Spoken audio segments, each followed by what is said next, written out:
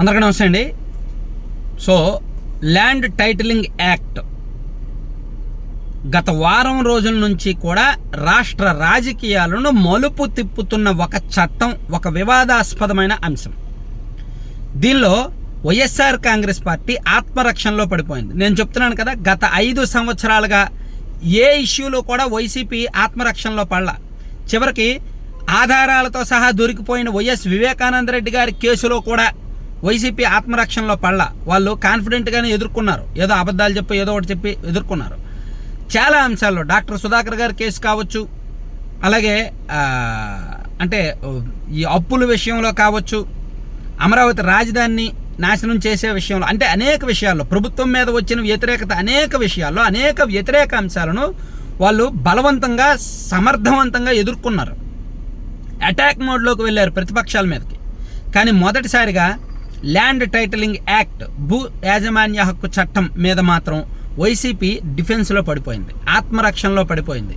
YSR Congress party ఓడితే మొదటి కారణం ఇదే.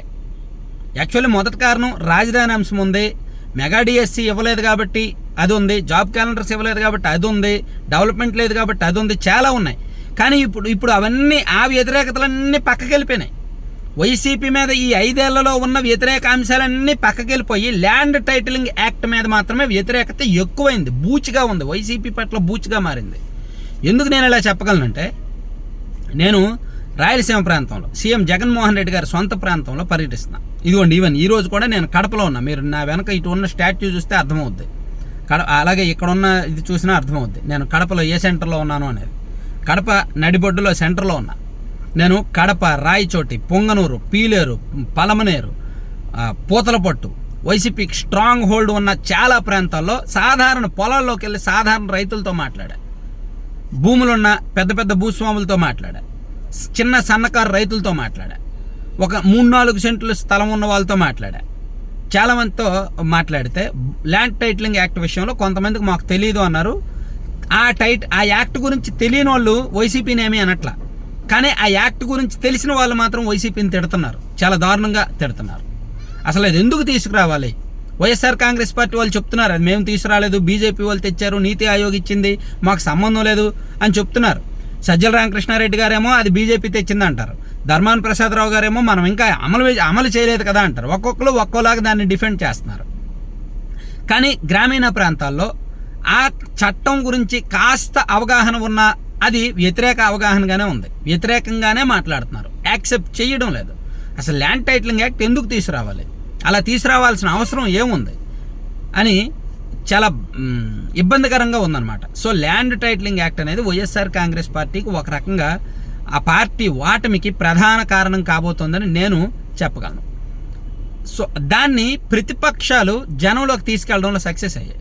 యాక్చువల్లీ ప్రతిపక్షాలు అనేక విషయాల్లో ఫెయిల్ అయ్యాయి, జనంలోకి వెళ్ళడంలో ఫెయిల్ అయ్యాయి. ఎస్సీ ఎస్టీ ఆ వర్గాల్లో వైసీపీ పట్ల వ్యతిరేకతను పెంచడంలో ఫెయిల్ అయ్యాయి. ముస్లిమ్స్ ఎంత అన్యాయం జరుగుతున్నా వైసీపీ పట్ల వ్యతిరేకత పెంచడంలో ప్రతిపక్షాలు ఫెయిల్ అయ్యాయి. కానీ సరైన టైంలో సరైన చట్టం, సరైన అంశాన్ని ప్రతిపక్షాలు చాలా స్ట్రాంగ్గా పట్టుకున్నాయి. ల్యాండ్ టైటిలింగ్ యాక్ట్ ప్రతిరోజు ప్రతి సెంటర్లో పవన్ కళ్యాణ్ గారు, చంద్రబాబు గారు, వీళ్ళుంటే లోకేష్ గారు కూడా అదే మాట్లాడుతున్నారు.